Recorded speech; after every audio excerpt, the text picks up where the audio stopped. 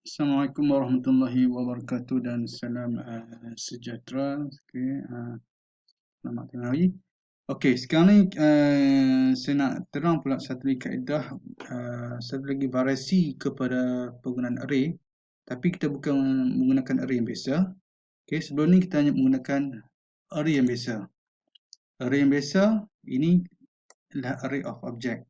Bermaksud kita maksimum kita hanya dibenarkan untuk nak simpan data dalam array of object adalah tiga data saja ataupun 3 record. Okey, 3 record. Selepas 3, record keempat, kelima dah tak boleh dah kita masukkan sebab dia adalah fix. Okey, ini adalah kelemahan array.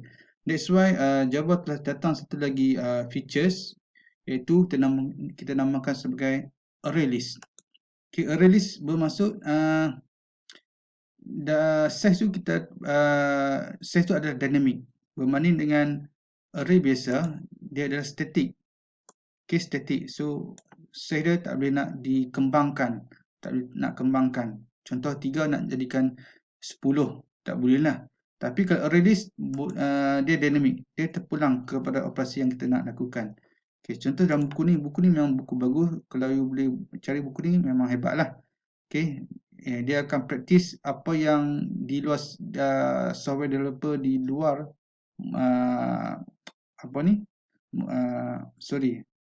dia menggunakan teknik yang digunakan oleh software developer di luar untuk pengaturan Java. Okay, untuk array list, ini adalah kaedah dia. Contoh ini adalah description. The capacity of create an empty array list of specified type with the default capacity. The default capacity is 10 element ataupun 10 record yang you boleh masukkan ataupun 10 object. Okay, ini adalah kaedah yang kita guna untuk nak display array. Kita nak gunakan array list. Okay, so the capacity of an array list automatically increase whenever necessary. Ini yang dimasukkan dengan dynamic. Okay, kalau kita letak 10 contoh, dia akan increase. Okay, ini contohnya.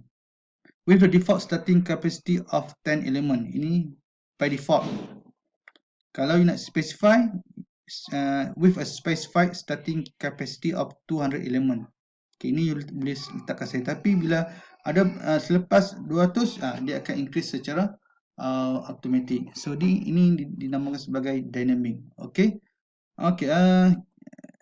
Kaedah dah. Okay. Ini adalah method yang digunakan array list. Array list actually dia adalah nama kelas. Okay.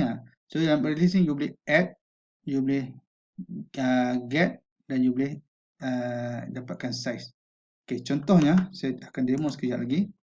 Okay, ini array list bagi data yang primitive data type.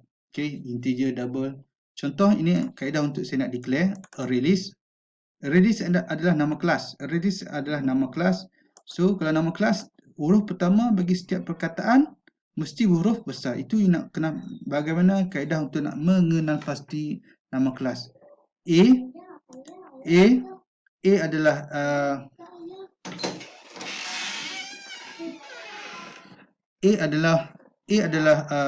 huruf besar, L adalah huruf besar. So array list dua perkataan. Ini adalah nama kelas. Array list adalah kelas yang dibina daripada package java.util. Dia macam scanner. Okay, daripada package yang sama. Okay, so harus ingat you akan letakkan kita sebut sebagai apa ni? Less than and greater than.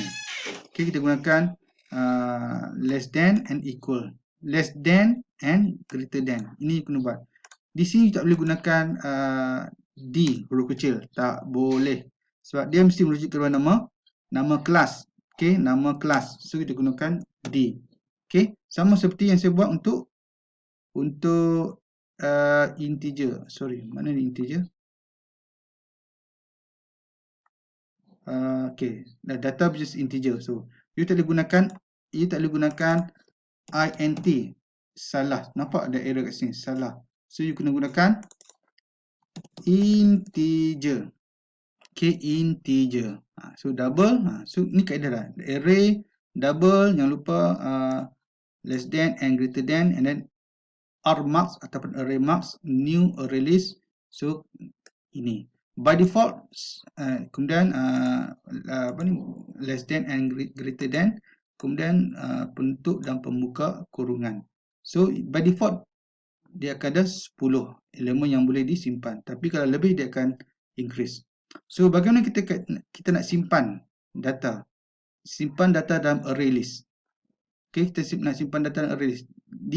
Bila kita menggunakan array of object yang biasa, kita gunakan kaedah ni. Okay, gunakan kaedah, kita letak index ya, students kosong new, ataupun kalau kita gunakan object reference variable, kita gunakan yang ni.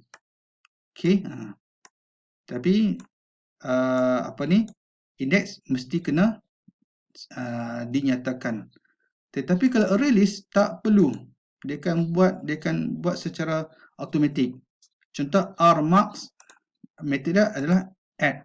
Okay, kita tengok sini ada add. Okay, add ada satu parameter dan ada dua parameter. Kita tengok, Allah, di mana dia? R add 10.5. Ini pada indeks kosong dimasukkan. rmarks.add 50.5. Ini 50.5 akan dimasukkan pada indeks 1. Okay, saya ulang balik. Ini pada indeks kosong. 50.5 akan disimpan pada indeks 1 dan 60.5 akan disimpan pada indeks 2. Okey. So bila kita run, nampak 10, 50, 60.5. Ini dah. Indeks kosong, indeks 1, indeks kosong, indeks 1, indeks 2. Okey, so bagaimana kita nak display?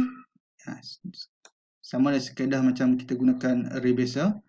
In I sama kosong, I less than rmarks dot. Okay, kalau array biasa kita gunakan link.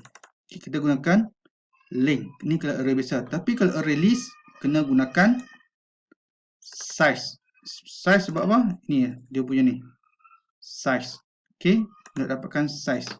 rmark.size. So size dia buat masa ni adalah size-nya adalah 3. Ada 3 data.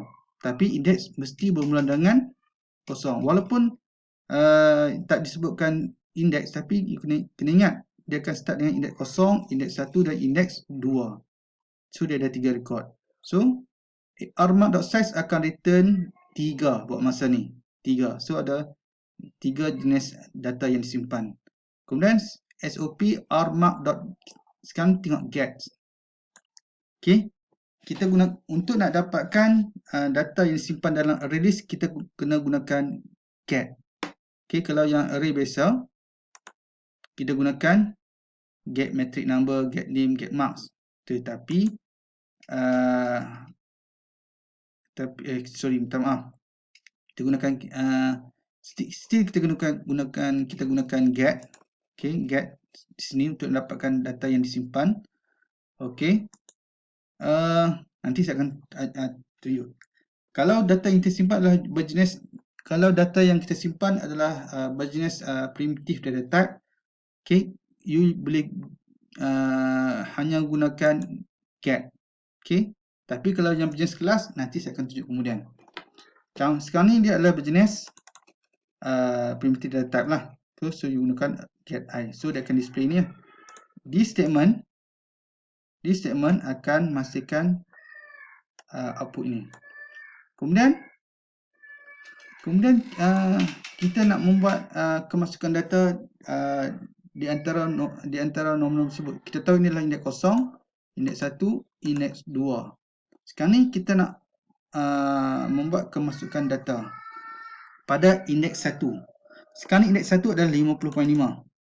Sekarang ni kita nak membuat anjakan. Dalam data structure, kalau gunakan array, guna membuat anjakan. Kalau kemasukan data dalam array, you kena membuat anjakan ke kanan. Kalau nak delete data, you kena membuat anjakan ke kiri.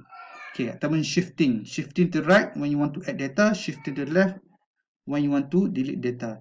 Now sekarang ni kita nak masukkan data di antara rekod-rekod tersebut.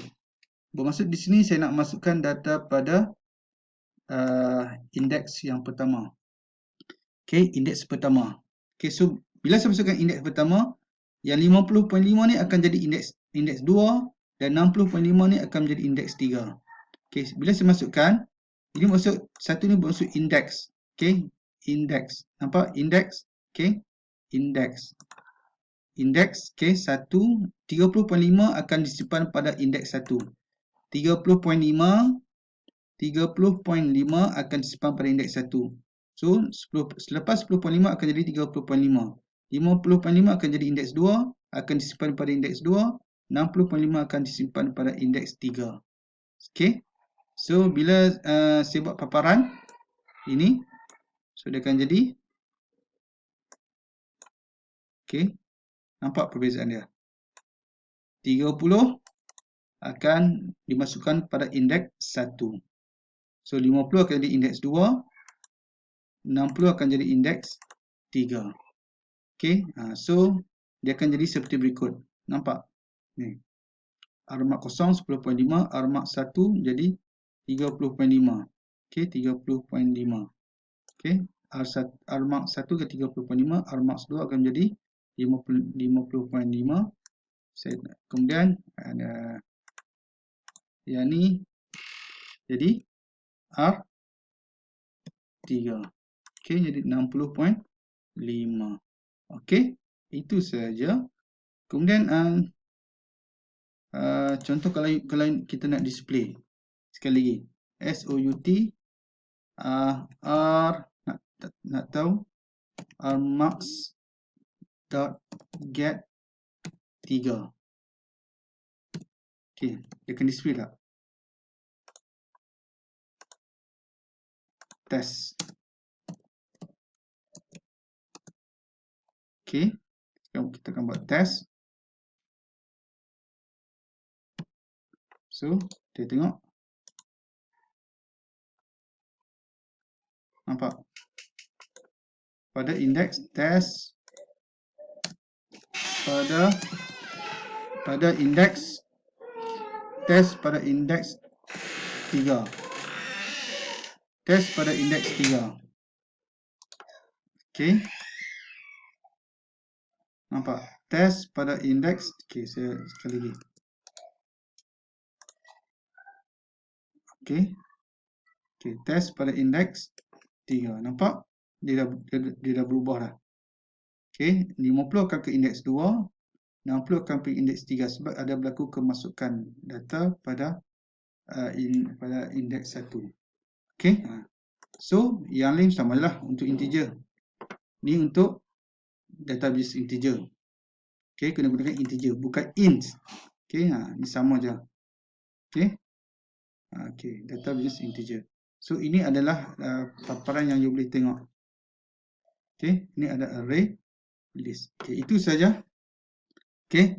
Assalamualaikum dan salam sejahtera. Kita berjumpa kembali di sesi yang akan datang. Assalamualaikum dan salam.